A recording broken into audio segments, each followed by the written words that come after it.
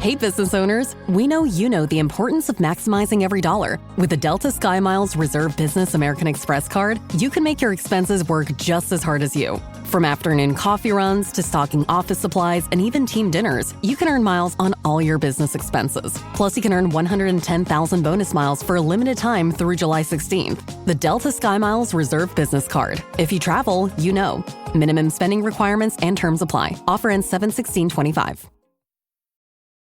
This episode is brought to you by LifeLock. Between two-factor authentication, strong passwords, and a VPN, you try to be in control of how your info is protected.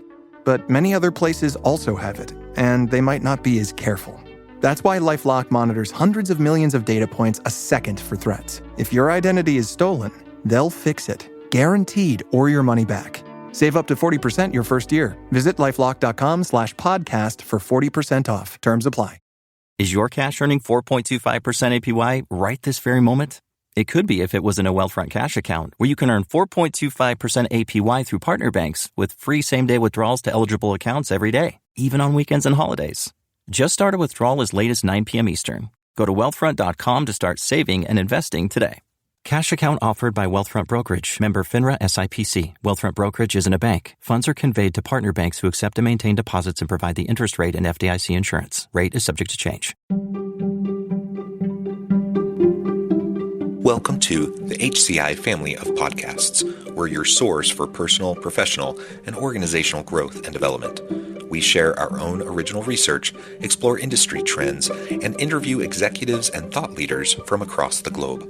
Join us for practitioner-oriented content around all things leadership, HR, talent management, organizational development, and change management. Maximize your personal and organizational potential with the HCI family of podcasts. Chad Miller, welcome to the conversation today. Thank you. My pleasure to be here. It's a real pleasure to be with you. You're joining us from Austin, Texas. I'm south of Salt Lake City in Utah. And today we're going to be talking about ways leaders can shape their company culture. And really, beyond the theoretical, the philosophical, we're really going to drill down to practical ways that we can start to do this today. Like, what can we do to go back to our workplaces today with our teams to start shaping company culture? Because I truly believe that this is one of the most important things that leaders can and should be doing each and every day as a part of their role as a leader within their organization. So often, leaders get caught up in the daily grind. They get caught up, running around like a chicken with their head cut off, putting out fires. And obviously, that's part of the gig, right? You do have to respond to emergencies. You do have to put out fires. You do have to make sure the train runs on time, that kind of stuff, right?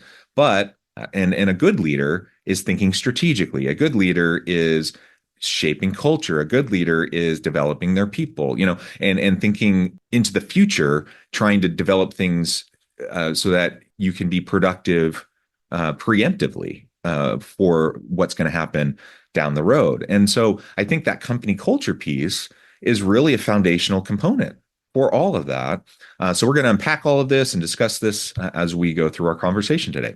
As we get started, I wanted to share Chad's bio with everybody. Chad loves to help others live life abundantly and experiencing increased purpose, joy, and success, creating environments where leaders and their employees thrive by bringing together insights and lessons learned from 10 plus years in corporate leadership for Fortune 500 companies, a master's degree in organizational leadership, and another in ministry and theology, and 20 plus years of adventure and service all over the world. He enjoys a good craft beer and spending time with his amazing wife, Kate, their 3 dogs, 2 birds, and a horse, and their family of friends. I love all of that. That's beautiful. It's a pleasure to be with you. Anything you would like to add by way of your background or personal context before we launch on in? Oh, you've covered it well. I'm excited to talk on the topic. Like you say, I think it's a real differentiator for organizations, and I'm excited to dive in today. Wonderful. All right. Well, let's start with... Hey, it's Ryan Reynolds here from Mint Mobile. Now, I was looking for fun ways to tell you that Mint's offer of unlimited premium wireless for $15 a month is back. So I thought it would be fun if we made $15 bills. But it turns out that's very illegal. So there goes my big idea for the commercial. Give it a try at mintmobile.com/switch. Upfront payment of $45 for 3-month plan, equivalent to $15 per month required. New customer offer for first 3 months only. Speed slow after 35 gigabytes if network's busy. Taxes and fees extra. See mintmobile.com. Raise the rudders! Raise the sails! Raise the sails! Captain, an unidentified ship is approaching. Over. Roger. Wait, is that an enterprise sales solution? Reach sales professionals, not professional sailors. With LinkedIn ads, you can target the right people by industry, job title, and more. We'll even give you a $100 credit on your next campaign. Get started today at linkedin.com/results. Terms and conditions apply. Make your next move with American Express Business Platinum. Earn 5 times membership rewards points on flights and prepaid hotels booked on AmexTravel.com. And with a welcome offer of 150,000 points after you spend $20,000 on purchases on the card within your first 3 months of membership, your business can soar to new heights. Terms apply. Learn more at americanexpress.com/business-platinum. Amex Business Platinum. Built for business by American Express. This episode is brought to you by Polestar. There's only one true way to experience the all-electric luxury SUV Polestar 3, and that's to take a test drive.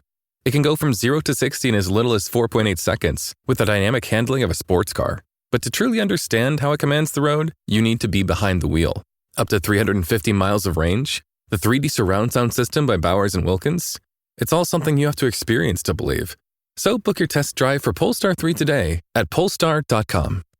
If you went on a road trip and you didn't stop for a Big Mac or drop a crispy fry between the car seats or use your McDonald's bag as a placemat, then that wasn't a road trip. It was just a really long drive.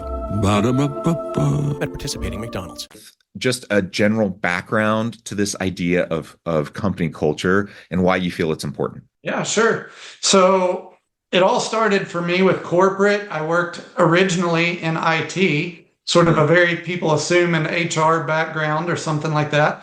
But no, I worked in IT in the San Francisco Bay Area for about 13 years. And I really saw there the difference that culture can make in attracting and retaining talent, engaging talent. I went to work for a company, thought I might work there 3 to 5 years, and ended up staying over 12 because I had a good team, a good boss, and a good culture. And so I realized there what a powerful impact that can have on the employee's experience and on the overall organization's productivity. Yeah, it really does make all the difference, right? So especially in tech, it's very common that you go in, 3 to 5 is even kind of a long time in tech these days, right? And so oftentimes you go in, for a year or two, and then you're kind of expected to transition. And in some cases, companies think there's something wrong with you if you're not transitioning after a couple of years, right? And so to go find a home where you feel at home, you feel like you have a great team, it's just dynamic, it's energizing, you feel supported, it's a place where you don't want to leave, and that you're not only staying for 3 to 5 years, but you're staying for 12 years, that really says something. That is a differentiator, and that has a huge impact, on the organization. There's institutional knowledge there. You're not having that revolving door of people coming in, getting trained, meshing with the team, only to then turn around and leave, right? And you're constantly going through that process. There's a lot of power there. There's a lot of, frankly, from a bottom line standpoint, there's a lot of cost savings there. There's a lot of value in having that kind of a dynamic. And yet a lot of organizations are really quite fine with the revolving door approach. And I guess ultimately it depends on your strategy, but there's tons of research that demonstrates when you have a compelling, engaging culture where people feel welcome, safe, they feel a sense of belonging, and they feel, that they want to be there. They bring their best selves to their work. They are more productive. They're more creative and innovative. The organization benefits, not just from, kind of the collective benefits generally, but like bottom line benefits. They're more profitable. They have better customer retention, et cetera, et cetera, et cetera. Right? That was the start of my journey, and that got me thinking about it. And then as I got into the master's program and was researching all the research that you mentioned, I started to see, like the Society for Human Resource Management talking about over $220 billion in cost of toxic workplaces. Gallup finding over $8 trillion lost due to poor culture or low employee engagement. Like you say, it hits very big numbers really quick in organizations of any size. I've seen numbers that vary, but cost anywhere from 25 to 2x an employee's salary when you lose them.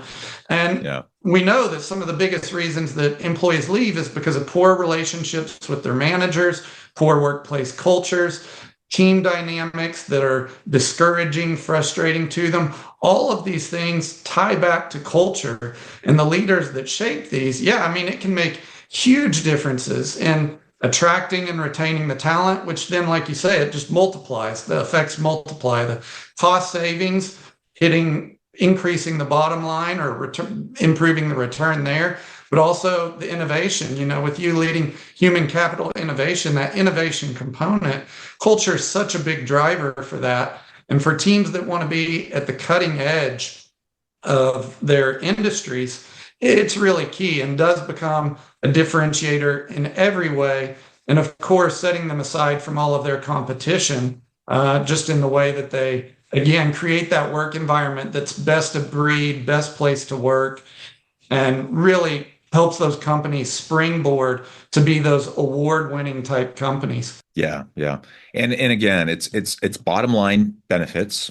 So there's the business case for it is super, super clear. There's so much research on this over years and decades that the bottom line benefits are huge. So the business case is clear.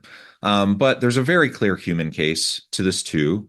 So lest we be accused of just being cold-hearted capitalists, like from a human perspective, this benefits everyone also. If I'm also a warm-hearted guy, like I want to do right by people. I want to treat people with dignity and respect. I want people to feel a genuine sense of belonging. I want them to feel needed, wanted, welcome in the workplace. I want them to be able to bring their whole selves to their work and feel meaning and purpose. And I want them to be able to contribute in meaningful ways, right? I want them to be self-actualized, and I want them, to really just be excited to wake up in the morning and to show up to work. That's going to bring out the best in them, right? And what we're talking about when we have a dynamic culture, that happens. That brings the best out of people. And so then it becomes this dynamic environment where ultimately, from the human side, it's empowering and it's powerful. And so, yes, you have better bottom line outcomes. The business case is strong, but the human dynamic is powerful. And it's, even if, people need money to survive and to pay the mortgage and to put food on the table and to help their kids go to college and all that kind of stuff, right? But even if we were in like a society where we just didn't need the money and you could strip the money away, in that kind of a dynamic, people would still willingly show up to work, right? Because it's invigorating, it's exciting. And the intrinsic motivators are there. And so, thinking about those human elements, I think is also equally as exciting when we think about a positive culture. Yeah, 100%. That's actually what got me into this business. And my consulting business is called Life Abundant Leadership. People hear that. I've even talked with people about how it's maybe not the best name because people get caught up on and I do business consulting. They hear that life abundant part at the beginning and they think I do life coaching or whatever, which may factor in. But the reason I named it that is because of what you mentioned. My goal and my drive and my motivating factors for doing this work are helping people thrive and succeed. It's that people impact that you mentioned. And I do the business consulting to help improve that because, like you say, it does have such a big impact. For most of us, we spend at least half of our waking hours at work. what bigger impact can we have on our overall lives than improving our work environment? When work is better, life is better. And not just, like you say, financially. Obviously, if people are getting the means to support their families and all of that, but the meaning and the impact and the purpose, all of these things, when people experience that in the workplace, it's transformational. And that's what really motivates me, drives me, what motivates the leaders that I love to work with. I actually came to all the sort of financial impacts that we talked about a moment ago, sort of as secondary, because, I would talk with certain folks and leaders that weren't aware, especially I see it more in small to mid-sized businesses in more rural areas, or, when I was in the Bay Area, culture was, all successful companies knew that it was key, knew that it was important, knew that it was valuable, and they were invested in shaping that culture. But for some of the organizations I've worked with, as I started working with smaller to mid-sized businesses, sometimes they are just focused, as you mentioned, on the dollar. And I had to help them see that, yes, this will impact the dollar in all those impactful ways. But yeah, for me, what initiated that interest and drives the motivation is that people impact, because it can be so transformative and impactful on everybody involved: customers, employees, leaders. The whole chain of the business gets positively impacted with a great culture. Yeah, yeah. So I hopefully, if we haven't beaten a dead horse here, it's crystal clear, to everyone in the audience, that culture is king, and culture eats strategy for breakfast, as the saying goes, right? It's just super important. It's the foundation. It's the foundation to everything that we try to do. I was reading, I can't remember who wrote it. It was someone, trying to be provocative, I'm sure. My guess is if I sat down with this person and actually had a conversation, they would probably admit that, yes, culture is important. But I was reading a LinkedIn article a while back, maybe 6 months ago or so. And the premise of their article, again, I can't remember who wrote it, but the premise of the article was basically they didn't believe in culture. Culture is basically a waste of time. You're just going to be chasing your tail. Why are we spending all this time and energy thinking about culture and trying to develop and shape culture? How do we think we're God and that we can just influence something as ethereal as culture? That was the premise. And let's stop wasting all of our time and energy trying to shape culture. It's going to happen whether we like it or not. And so let's just focus on what we can actually control. That was the idea, right? That was the premise. And the whole time I'm just thinking of, our discipline, like organizational leadership, organizational behavior, like all the stuff we study and we practice as consultants and we teach, there's a whole science behind this. Yes, culture exists. Yes, there are things we can do to influence it. And we don't have to just sit back and just accept what naturally emerges. And yes, something will naturally emerge. Anytime you get 2 or more people together in a group, human beings will develop a culture. It's a sociological fact that a culture will emerge. And the question is, will it be a healthy, dynamic, positive culture, or will it be a less than healthy culture? And unfortunately, given human nature, more often than not, left to our own devices, if we don't put in mechanisms to steer it in a healthy direction, unfortunately, often it will go in an unhealthy direction. So it behooves us to try to shape it, right? And there are things we can do to shape it. And if we go into a place that has an unhealthy culture, there are things we can do to disrupt that unhealthy culture and to shape it and to change it into a more healthy culture. And that is something I believe at my core. And if I didn't, I wouldn't be doing what I'm doing, right? And anyway, so I was reading that article and I'm just kind of beating my head against the wall thinking, what in the world are there really people that believe this, or is this guy just being provocative, trying to get clicks and trying to get people to read it? Ultimately, I don't know. But that's what I want to spend the rest of our time talking about is really for people like him, if they really do believe that, what would you say to them? What can we really do? Actionable things to prove them wrong? What can we do in simple ways every day as leaders to go back to our teams to actually start making a measurable difference? So it's not just not because I'm guessing part of the reason why he was saying this is because probably over his career, he's seen failed attempt after failed attempt for organization-wide culture change. They bring in a big price consultant. They spend a year, maybe multiple years, millions of dollars to do some big, huge change initiative, and nothing really happens, right? He's probably seen that over and over again. And yeah, a lot of times those things don't work. A lot of times those things fail. Does that mean that they can't work? Does that mean that you can't have influence, especially at the more micro level? I don't believe so. And so, yeah, especially at the micro level, what can we do within our sphere of influence to have an influence on culture? Thoughts? Yeah. Yeah. So unfortunately, I would have to agree with him to a point. Culture, all the efforts that can be spent on it can be a waste when you only go part way. Like when people give I sometimes call it lip service. They'll say that, oh, we want to do something with culture, but they only like go part way and they don't follow through is key. Follow through is a must.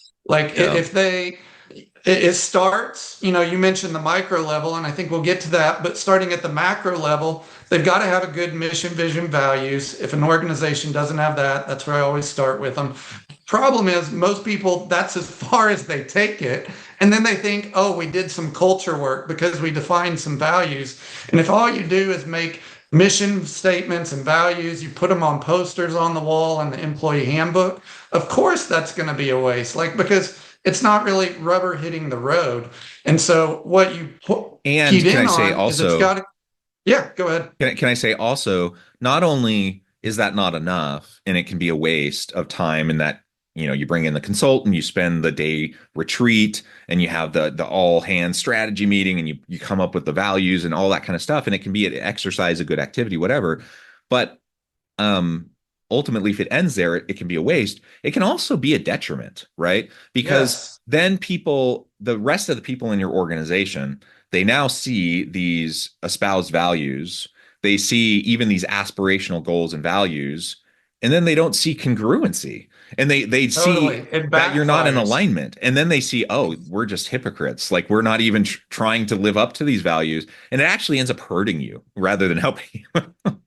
Very much so. I hit on that every time. When I talk through these things, I say, beware, because this can backfire. Yeah, if you only go part way, if you don't live the values, the mission statement that you say you're about, like you say, employees know it, they see the hypocrisy, and it backfires. I use an example of, calling out a couple great values. I think communication, teamwork, integrity. I forget the exact list, but I'll name off 4. And I say, does this sound like a good team, a good organization? And they say, yes. I say, those are the values of Enron. The problem is they didn't live it.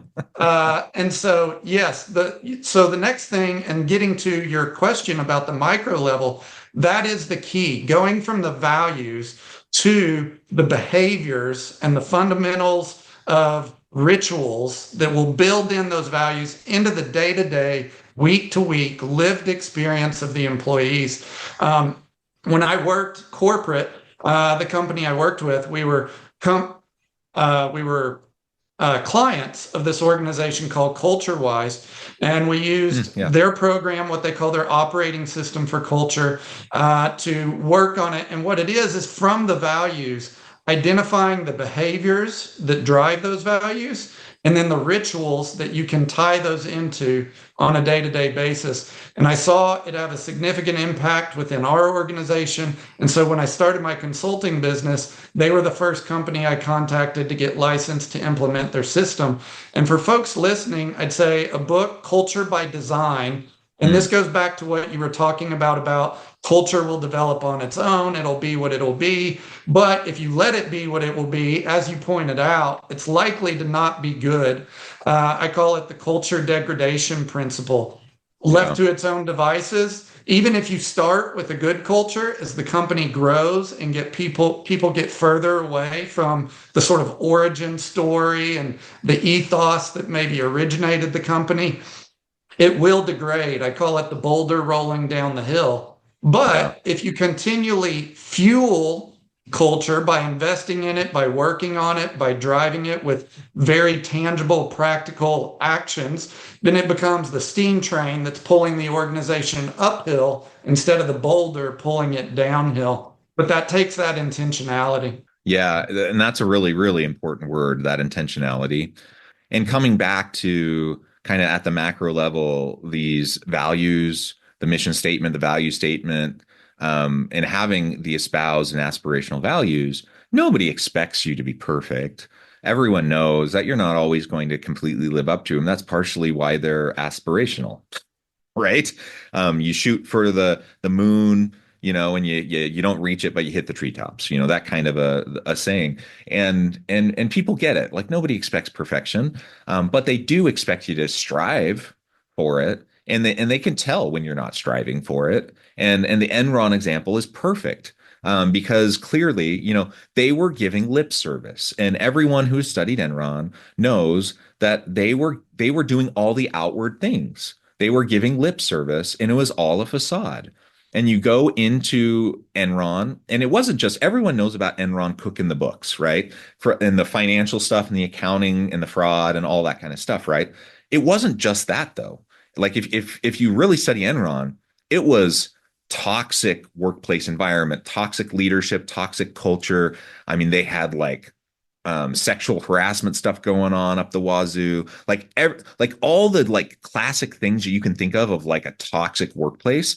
That was Enron, including cooking the books and like all that stuff, right? So they were like doing everything. A lot wrong. of it goes together.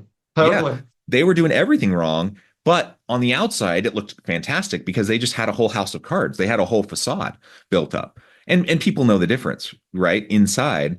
And so you have to work at it to try to actually live up to it. Nobody expects perfection, right? So just do your best and acknowledge it when you've come up short, you own up to it, and then debrief and try to figure out what you can do better next time. And that's what people want. And then at the micro level, just be real with each other. And like you said, systematize those values. One example, Johnson and Johnson. Johnson and Johnson's not perfect as an organization either, and they've had, especially over the last couple of years, they've had some PR hits, around some of the things that they've done. But historically, Johnson and Johnson has been held up as an example of a company that's really stood up for its values, and a company that's really done a good job of systematizing its values, building it into the onboarding process, building it into its performance management system, building it into the various mechanisms of the day-to-day lived experience of the employees and the artifacts of the organization, right? And that's what it takes. That's what it takes. And when you don't have those types of elements, then it just defaults to whatever ends up happening. And that's where the degradation often happens, like you were describing. Two words you mentioned that I'd key in on. You mentioned the aspirational values or goals. And Patrick Lencioni warns about having aspirational values or goals. If they're truly just that, that's where you can sort of get some of that backfiring. You aspire to it, but you're not actually living by those values. And he points out that they need to be lived values in lived behaviors.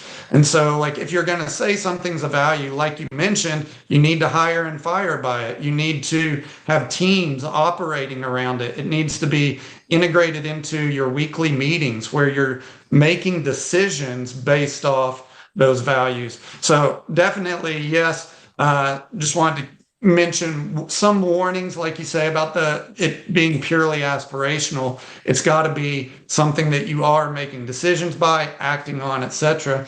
But then you also mentioned the systematization of these values. And that is, yes, that's where we try and get into the behaviors and the rituals. So if one of the values is teamwork, well, what does that look like? What do we mean by teamwork? What are the behaviors that we want to see driving that on a Tuesday morning? What does that look like in my meetings? What does that look like for my clients and partners that we work with? If one of the values is integrity, one that's way too broad, all too often used, what does that look like? Again, how do we take action on it? What does integrity look like in this company, in our context, for our teams? we need to get to that deeper level and then build it into systems. There's a book, Atomic Habits. James Clear, talks about we don't rise to the level of our goals or aspirations. We fall to the level of our systems. So if companies don't have systems in place where they are intentionally working towards and shaping that culture, reinforcing the culture, then it falls to people's worst, habits when they, come in and work. It's hard. They're under-rested, overworked, burnt out. If we don't have systems in place that are reinforcing this, it's going to degrade over time for sure, and not achieve all the benefits that we talked about at the beginning. That really takes, I would say, taking that extra step.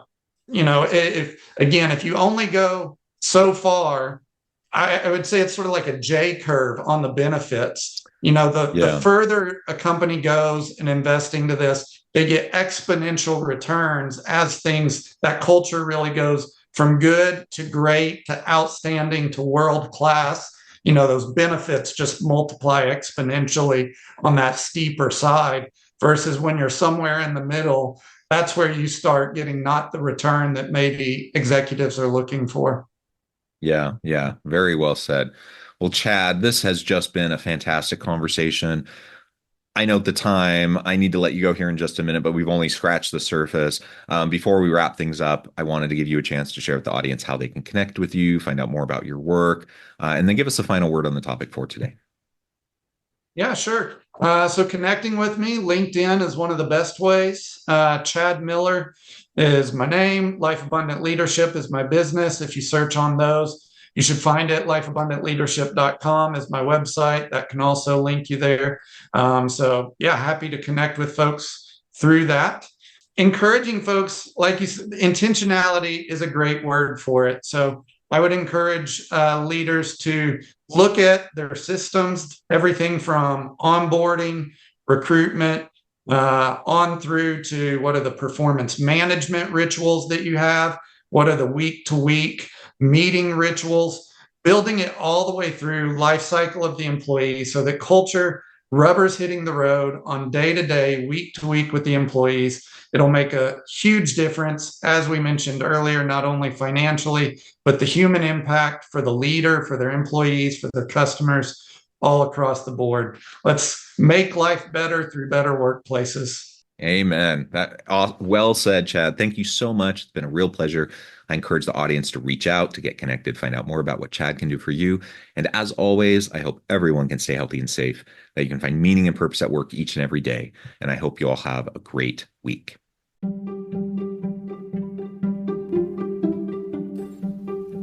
Thanks for joining us for this episode of the podcast. We hope you stay healthy and safe, and please join us again soon. For many business owners and operators, there's never been more challenging times to be in business. We get it. We started out as a small business more than 100 years ago. If it weren't for people who believed in us, there wouldn't be a D.L. Evans Bank. And through a Great Depression and several recessions, we've never stopped believing in the businesses that are the lifeblood of the communities we serve. In times like these, it's good to have a bank like this. D.L. Evans Bank. This is community banking.